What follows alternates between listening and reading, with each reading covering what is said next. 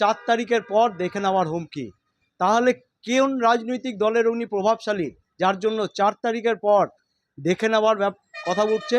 তার থেকে সবথেকে বড় বিষয়, যখন নির্বাচন কমিশনার এই নির্বাচনকে সম্পূর্ণভাবে নিরাপত্তার বলয়ে মুড়ে রেখেছে, সেখানে দাঁড়িয়ে রাত্রিবেলায় মদ্যপ অবস্থায় কী করে হোটেলে এলো, এই নিয়ে কিন্তু একাধিক প্রশ্ন উঠছে।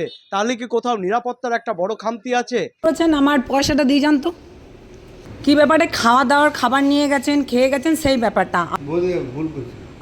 আমি ভুল করছি, ঠিক করছি, সেটা তো আমি বুঝবো। সব ভুল হয়ে যাবে। অত আমি বুঝি না দাদা, আমি আমার ব্যবসা বুঝি। আপনি আমার কাছে খাবার খেয়েছেন, এতদিন ধরে রেখে দিয়েছেন ডিউ করে, আপনি একটা এত বড় মানুষ, এত গণ্যমান্য 4 চাকায় ঘুরে বেড়াচ্ছেন, আপনি আমার পয়সাটা দিয়ে যান, আমার কোনো ব্যাপার বলার নেই। 4 তারিখ তো? আরে আমার 4 তারিখ 6 তারিখের সঙ্গে কোনো সঙ্গ নেই, আমি ব্যবসাটা বুঝি দাদা, আমি অন্য কিছু বুঝি না। 4 তারিখ আমার কি 4 তারিখ? ওয়াই 4 তারিখ আমাকে কেন দেখাচ্ছেন? আমার ব্যবসার জায়গা, আমি ব্যবসা বুঝি। দ্বিতীয় দফা নির্বাচনের আগে প্রশাসনের কাছে নিরাপত্তার অভাব নিয়ে দ্বারস্থ হলেন এক মহিলা।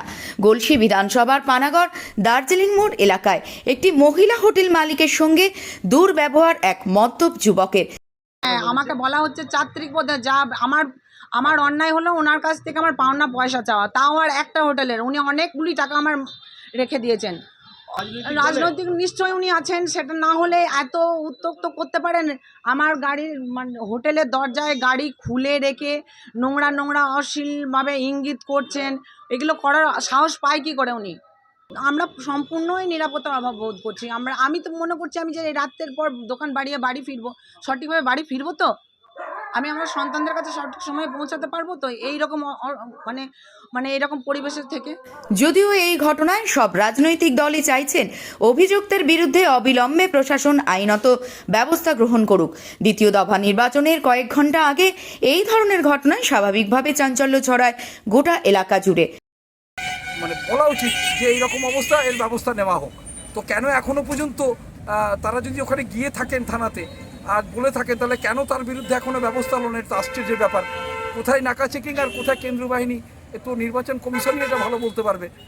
এখন রাজ্যে তো আইনের শাসন নয়, শাসকের আইন, আমরা বারবার বলেছি। আর মহিলাদের নিরাপত্তা এই রাজ্যে নেই। এখানকার মানুষ, রাজ্যবাসীরা কাকদ্বীপও দেখেছে, কামদুনিও দেখেছে, কাটোয়াও দেখেছে। তখন রাত পোহালেই ভোট। আমি জনগণের কাছে আবেদন করছি, করবদ্ধ নিবেদন করছি যে যারা এই ধরনের আচরণ করার মানুষ, তাদের রাজনৈতিক পরিচয় খুঁজা হোক। সে নিজেকে ডিজি রাত্রিও বলছে, কিন্তু কোন রাজনৈতিক দলের তাদের মাথায় হাত, তারা যে দুধেল গায়, এটা তো পরিষ্কার। আমরা কালকে শুনতে পারলাম যে এখন রাত্রে ঘটনা হয়েছে। ওখানে আমরা নির্বাচন কমিশন যে বলেছিল কি 36 ঘন্টা আগে কোনো কিছু সব শান্ত থাকবে, পুলিশ চেকিং হবে, নাকা চেকিং থাকবে, এরকম আমরা দেখতে পাচ্ছি কিছু হয়নি। না পুলিশ চেকিং, না নাকা চেকিং, কিছু না। নির্বাচন কমিশনের কথা শোনা হচ্ছে না, ইয়া নির্বাচন কমিশন করছে না, এটা আমরা ধোঁয়াশা আছি পশ্চিমবাংলার মানুষ। এখন 4 তারিখের পর দেখে নেওয়ার যে কথাটা বলেছেন, যে হুমকিটা দিয়েছেন, অতএব এই 4 তারিখ পর সত্যি কি মানুষ নিরাপদে থাকবে, বিশেষ করে মহিলারা? সেটাই এখন দেখার বিষয়। পানাগড় থেকে সুভাষ দাস, সারা বাংলা দর্পণ।